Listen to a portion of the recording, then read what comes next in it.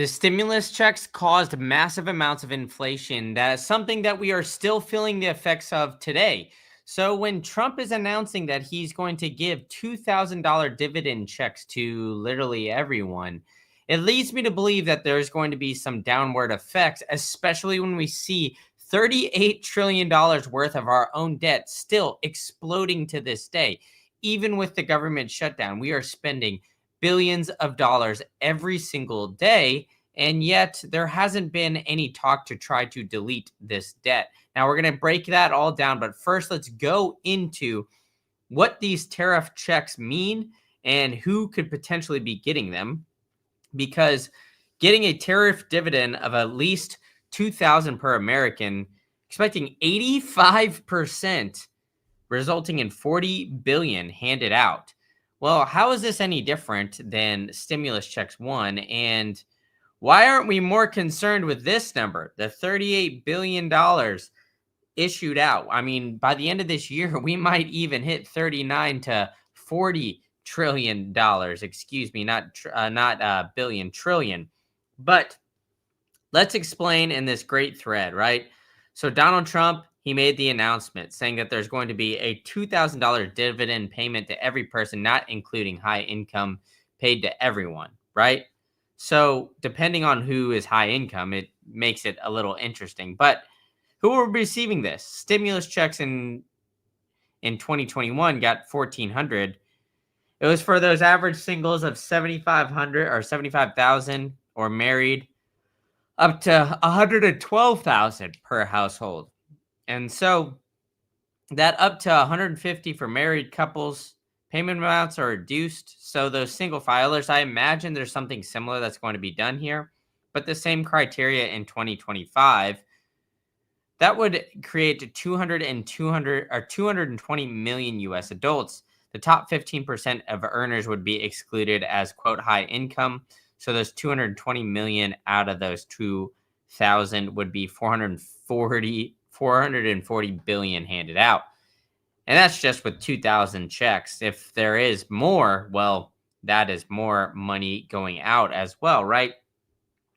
So now with this wealth gap even higher, this is going to make consumers the top 10%. That means like everybody's going to be spending this, and essentially those high income earners are going to be profiting off of the potential of seeing this inflation come, because this 440 billion could be used to tackle some debt, could be used to finance some other program, but instead it's just going to be sent into the outer stratosphere here to say, hey, go nuts, go spend this $2,000 on something to keep that a consumer economy, to keep the facade of this fiat economy running, which I think is very interesting, especially when we've seen Donald Trump essentially go for the Doge and go for some of these other things. So before you guys come out and say in the comments that this is Trump derangement syndrome or something else, I mean, I voted for the guy. I think that he should be looking at businesses and other ways to combat this issue.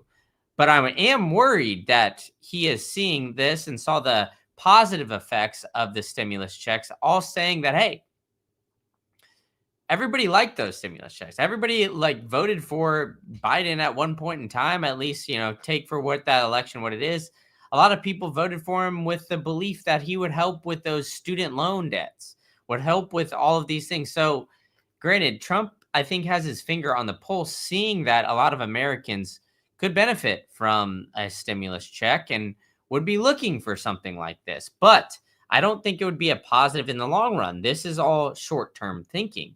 And this is the underlying issue. Obviously, we've got, when we've got these 4-year cycles and showing that these stimulus and these, 4-year cycles for politicals, obviously you need to, make some sacrifices in the short term to try to stay in power. And that's where I think it's honestly just very disingenuous. But either way, these payments could come at a time where wealth gap is at record highs.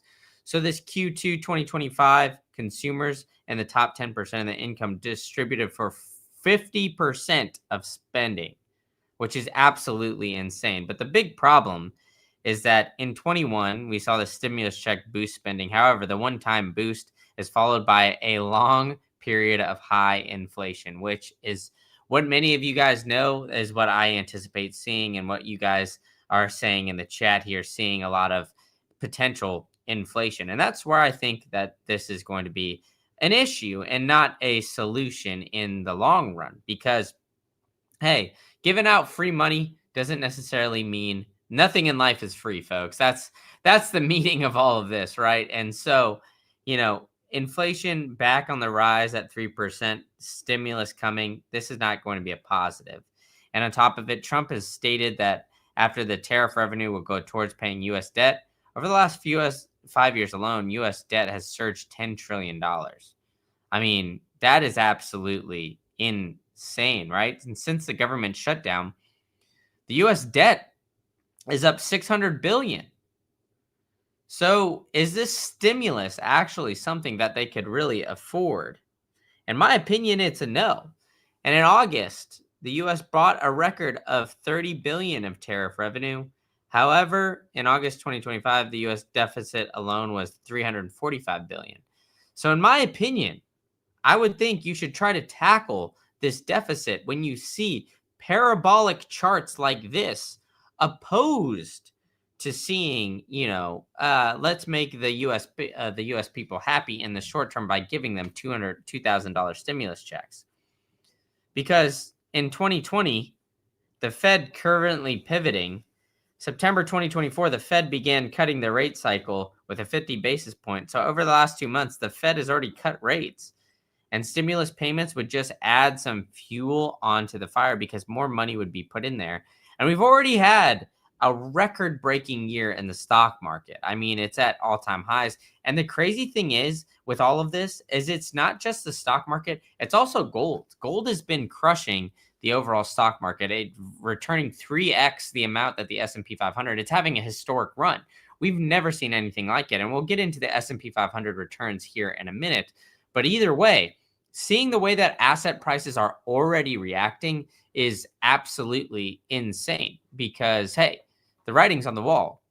Investors are fleeing away from the dollar as much as possible, yet we're still being pushed to say, hey, you know what? We're going to start spending, trust the U.S. government. I think this facade, well, it's not going to hold on for much longer because we're creating such a big bubble with all of these assets going through this massive amount of inflation and propped up, especially when we have this U.S. debt running wild. So with this Truth Social post that Trump put saying that his opponents of his tariff policy are fools because conservatives and liberal justices on the Supreme Court scrutinized it, right? But now that they've promised this $2,000 stimulus check, he's trying to get on the side of everybody and saying, oh, you know what? No matter what, we're going to be helping out the American people. But are those checks actually coming, and would that be a positive, right? Because $2,000 per person, well, $2,000 doesn't really go that much. And those dividends of that $2,000, well, it would need to be passed through Congress. And it would be $600 tariff rebates to nearly all dependencies. And that's what was proposed earlier. So it would allow those hardworking Americans to benefit, but it would be going through Congress with all of this, and it would be enormous to use the debt, right? But the problem is that this tariff revenue hasn't even been talked about as looking at this debt. And Wall Street rattled as the U.S. debt, surpassed that 58 trillion. But it was only rattled for a short period of time, folks, because the U.S. and European stocks just slumped for like a day when the U.S. debt passed that 58 trillion with the European debt. So it's all short-term thinking, but let's be honest here. A tariff dividend is just money printer by proxy. You're pulling dollars out of product economy through distortionary taxes, sleeping a political label on it. So yeah, who pays? Whose it gets more expensive? You've got a free money, or you've got congrats, you just voted to torch your own purchasing power. The only winning move taken by Bitcoin or other assets. And I alluded to it earlier, right? In the next 31 days or so, we're more likely than not going to cut interest rates, even though we're seeing this fall actually a little bit, which I think is really interesting.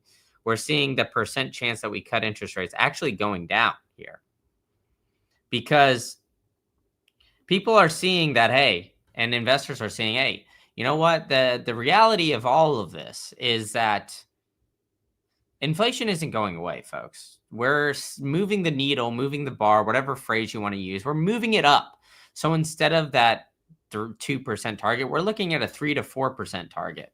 So these things are going to stimulate inflation, and stimmies are unadulterated inflation. A mainline shot into the veins, exactly. And so we're going to start to see this inflation rise up. And everybody's going to be scratching their head wondering, why is inflation going up? And it seems like everybody doesn't necessarily like this news either, because we're seeing the Dixie wane a little bit. We saw Dixie touch 100 for the first time since I started doing this live streams with you guys at the beginning of this year. And make sure you guys are smoking that like and hitting the subscribe button for me with the bell notification so you guys can join this chat here. But either way, we've been seeing stimulus checks come through, and they haven't been positive for the inflationary aspects of the US dollar previously. So now we see this here, and it's like, okay, well, we see the US dollar. So we know that this isn't going to be, positive for the dollar here in the long term. We're going to see this start to wane, and everybody's going to be flocking to assets. We've already talked about it here at the beginning, but the S&P 500, it was almost at 68, 6,900 the other day, but we've seen a little bit of a drawdown. Because look at this. We're at almost 6,900 at the peak, or we passed it in some areas here just for a second. And I was thinking we were potentially going to see above 7,000 before the end of the year. Now, I don't know. Granted, we still got a month and a half or so, 2 months left. That's all speculation, of course, not investment advice. But with tech and ingenuity being deflationary, the Fed always swimming upstream against the natural force. In a Ponzi, it gets harder and harder to stimulate. Yep. Which is actually, what we're seeing is that, instead of tech being deflationary and everything that the United States people, the globally, we're supposed to be getting more efficient with all of this tech. But the reality is that we're printing money so quickly that we aren't getting, or that our efficiencies aren't catching up or being able to maintain the same speed. So instead of a deflationary environment that all of this should encourage, well, it's unfortunately the opposite. And we're starting to see many come online and instead be, looking at this and saying, hey, you know what? Inflation's going to outrun us. I mean, just look at this graphic here, right? We see massive amounts of debts. Oh, the stimulus package, that skyrockets. Another stimulus package is skyrockets. More stimulus skyrockets. Trump tariff dividend, potentially more debt out the wazoo.